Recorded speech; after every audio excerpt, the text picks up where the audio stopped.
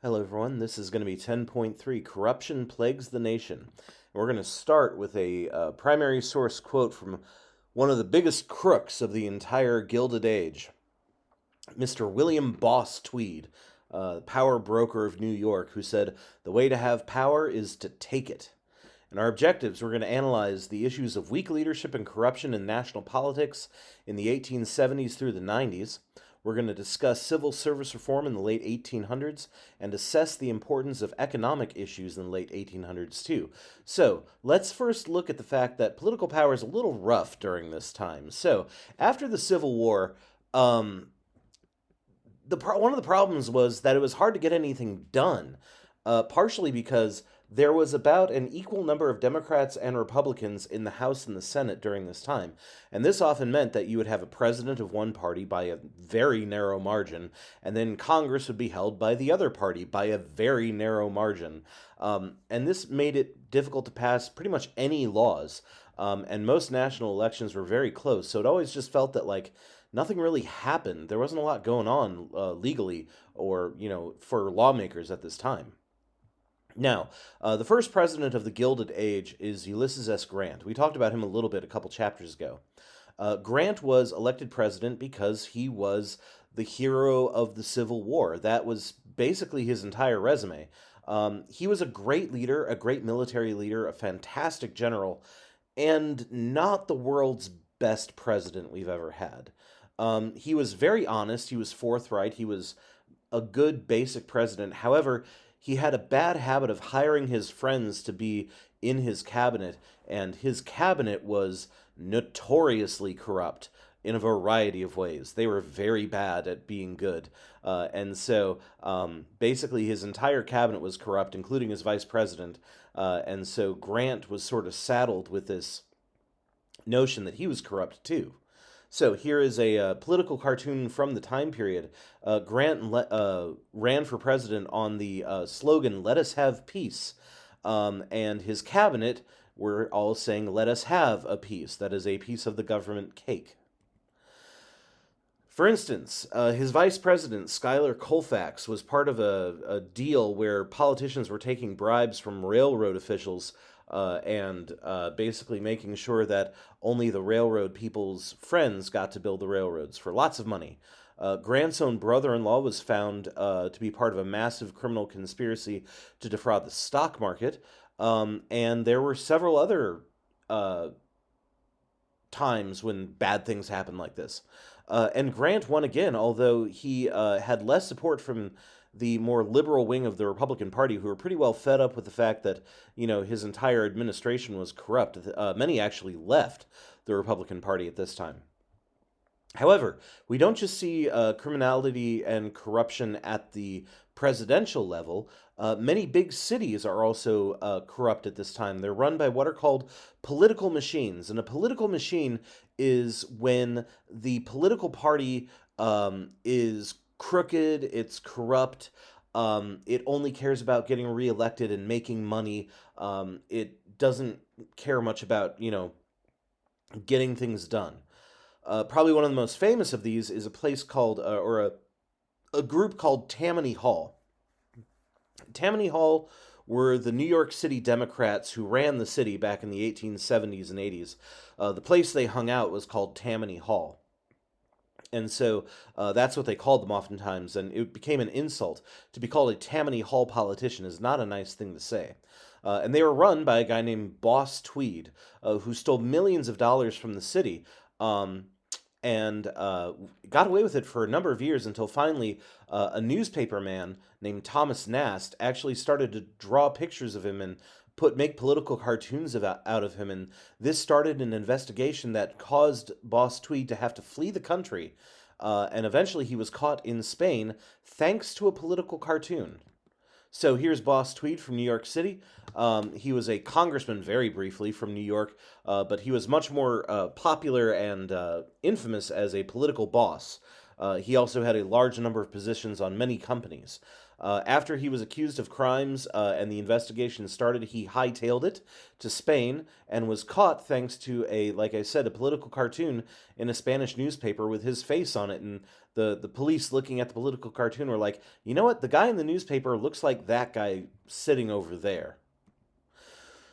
Here is one of many Thomas Nast political cartoons called Who Stole the People's Money? And you can see Boss Tweed on the far left there. And according to Nast, the answer was, 'twas him. 'Twas all of them. Now, this is a problem that we see throughout the Gilded Age, is that government corruption is rampant. The presidents that followed Grant were either corrupt, they were weak, or they were just not very good at their jobs. This was a reoccurring problem throughout all of the Gilded Age. First we have Rutherford B. Hayes. We talked about Hayes back in the Reconstruction time period of Chapter 8. He won the presidency thanks to a backroom deal where he basically promised to end Reconstruction in order to get the presidency. So here we have Rutherford B. Hayes, 1877 to 81, from Ohio. He's a former congressman and governor of Ohio. He is the first president who visited the Pacific Ocean on the far west. And famously, his wife was she was, what is that called when she was against drinking. There's a fancier word for it that I'm blanking on at the moment. But they gave her the nickname Lemonade Lucy because that was the strongest drink you could get in the White House when she was there. She was temperance. That's what she was. So after Hayes, there was James A. Garfield, who lasted about 4 months before being shot and killed. Next in line was Chester A. Arthur, who was a Republican, but didn't often vote with the Republicans, and he upset so many of them that they didn't even ask him to be president in the next election. Next was Grover Cleveland, most noteworthy for basically being president twice, not in a row. Having 2 non-consecutive terms, and also for having a child out of wedlock and then telling the truth about it. And then I forgot to mention Benjamin Harrison, and that was because everyone forgets to mention Benjamin Harrison. He was a waste of 4 years as a president. I apologize to the entire Harrison family, but he was not a great president. So, here's James A. Garfield, 1881 to 1881, from Ohio, where he was a former congressman. He's also the only president who has been a minister, and we'll talk about his assassination in a minute. And here's Chester A. Arthur from New York. He was president from 1881 to 85. He was a former collector from the Port of New York. He was basically a Republican Party head. He was the former head of the New York Republican Party and vice president of the United States. And he was known to be a bit of a clothes horse. He liked to change clothes about 3 or 4 times a day. And here we have Grover Cleveland, our 22nd and 24th president, 1885 to 89, and then following that, 93 to 97. He was from New York. He was the former sheriff of Erie County. He was the former mayor of Buffalo, New York, and the former governor of New York. He was known to be incredibly honest, even when it came to having a child out of wedlock. He also got married during his time in office. And he also, the only time he wasn't really honest was when he got his jaw removed. His jaw had cancer, and he went on a 2-week boating trip, and during that time secretly had surgery that removed his jaw. And so wasn't always honest, I guess. And so here's an anti-Grover Cleveland political cartoon with the baby asking for his daddy back. The famous lines that sometimes people would say if they saw Cleveland in the hall or they were chanting it outside the White House was, "Ma, ma, where's my pa?" And then somebody else would say, "Gone to the White House, ha, ha, ha." And lastly, Benjamin Harrison, 1889 to 93, from Indiana, former senator from Indiana, and one of my students one time called him a Nepo baby. He was the grandson of Benjamin Harrison, and his great-grandfather had signed the Declaration of Independence. He also installed electricity in the White House. He was also the first president where you can actually hear his voice on a recording. Now, let's see the growth of these political machines and corruption. So, presidents, congressmen, and senators were notoriously corrupt during this time. The big businesses basically had all the politicians in their pockets. They gave jobs to party members based on friendship and money, not on abilities during this time. And so public trust in elected officials was just in the, at the bottom of the barrel at this point. The spoils system, which we talked about back with Andrew Jackson, was still in use during this time, where politicians would basically award jobs to people who were loyal party members or who had donated lots of money, regardless of whether they were qualified. And the political machines of both parties liked to run politics like a business. They used corruption to buy seats. They took bribes. They skimmed money off of public projects. Anything they could to make a buck, they did it. And many of these places, like Tammany Hall or the Pendergast machine in Kansas City, depended upon immigrants to vote for their candidate in return for jobs. So basically, the political machines made deals with recent immigrants saying, if you vote for us, we'll make sure that you're taken care of. We know you're new here, so we'll take care of you. Now, some of the best jobs you could get are jobs that are easy without much having to do much of anything, but you get to be pretty wealthy and also give out good jobs too. So this is things like Postmaster General, who runs the mail service, or Collector of Customs in New York City. Millions of ways you can skim off the top from those jobs. And believe it or not, we actually saw that corruption caused a rise in voting. About 75 to 80% of voters came out on election day, partially because they were bribed to go out and vote on election day. Occasionally, 2 or 3 times, there are stories of people going to vote in the morning with a full beard, shaving off the beard but leaving the mustache, and voting again. And then they shave off the mustache, and the guy goes and votes for a third time. So here are politicians all sacrificing the lamb of civil service to the god of patronage in this political cartoon. And you can see Chester A. Arthur on the far left over there. Now, there were people who were trying to stop this, specifically newspaper writers and cartoonists and authors. People like Mark Twain, talking about the Gilded Age. He was trying to warn the public of dangers of the spoils system and political machines, that this was not good. Some showed how the Senate was run by business trusts, and I've mentioned Thomas Nast, and that's just because he's such a boss. He's not like Boss Tweed, but he's such a great guy. He used his political cartoons to literally bring down one of the most corrupt guys in New York. I just can't when I think about it. Tweed was eventually arrested, like I said, because of that cartoon. So here is another political cartoon showing that all the big fat trusts are allowed into the House and to the Senate, but the people's entrance up at the top there is closed. So this is basically saying that the Congress and the House and the Senate are all corrupt, and the people are not allowed in anymore. Boss Tweed hated these, by the way. Boss Tweed once said, "I don't care a straw for your newspaper articles. My constituents don't know how to read, but they can't help seeing the damn pictures." A few politicians tried to reform civil service. So instead of having corrupt people giving out jobs to the highest bidder, instead we would have people who were qualified taking these jobs. It took the death of James A. Garfield to really get this going, though. Garfield was assassinated by Charles Guiteau, who basically wanted to be part of the patronage. Guiteau wanted to become minister to France, not because he was qualified, but because he believed that he had gotten Garfield elected.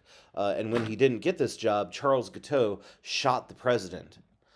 Didn't necessarily kill him, though. Charles Guiteau shot him, but the president died months later because the bullet wound got infected, partially because some people think his doctors were poking and prodding with their unclean hands and bad tools. They think that the doctors accidentally killed him with infection. Now, the public outrage over the fact that Garfield died from an office seeker created the Pendleton Civil Service Act. And the Pendleton Civil Service Act created a civil service commission where you had to basically take an exam to prove that you were qualified for the jobs that you wanted. Prove that only qualified people could get jobs in the government. It didn't fully kill the patronage system, but it did at least slow it down. Now, let's look at how economic policy challenges continue during this time. This was a time where, after kind of the post-war Civil War boom, where people had been spending a lot of money in the Civil War, by 1873, we were back in a financial panic. And the Democrats and the Republicans had different ways of saying, like, this is the best way to ensure that we have a strong economy. New parties that show up, these random third parties. We're going to look at one called the Populist Party in 10.4. Uh, Basically disagreed with the idea that America ran on gold. Excuse me, gold was the basis of our currency at that time. And so these new parties and reformers did not like the gold standard. They said that basically we shouldn't have a system where all paper money in circulation is backed just by gold. They also disagreed on tariffs, the question of taxes on imported goods. Divided Democrats and Republicans. Republicans thought that a high tariff would keep out foreign goods and make it more likely that people would buy more American goods. Democrats, however, thought that high tariffs hurt international trade, which was bad for farmers because farmers needed high trade in order to sell their goods overseas. Now, the question of our paper money, what it should be based on, is a big question too. So, during the Civil War, the U.S. Treasury cranked out a lot of dollars that were not backed by gold, nor were they backed by silver. They were based on the trust that people had in the American dollar, and this is called fiat currency.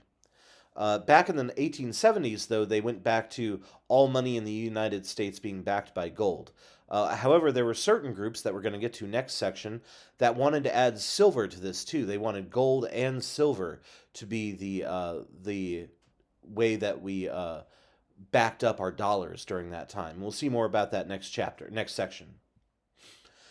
Now, like I said, usually it was the rich bankers who liked the gold standard, and that was because they liked it when the dollar was worth more. However, poorer people, farmers for instance, wanted it to be a combo of gold and silver because that let the government crank out more money, which helped the price of goods go up so that farmers could sell them for more money. And this debate would actually go on to have a big political impact and actually help decide a few presidential elections as well, as we'll see in 10.4.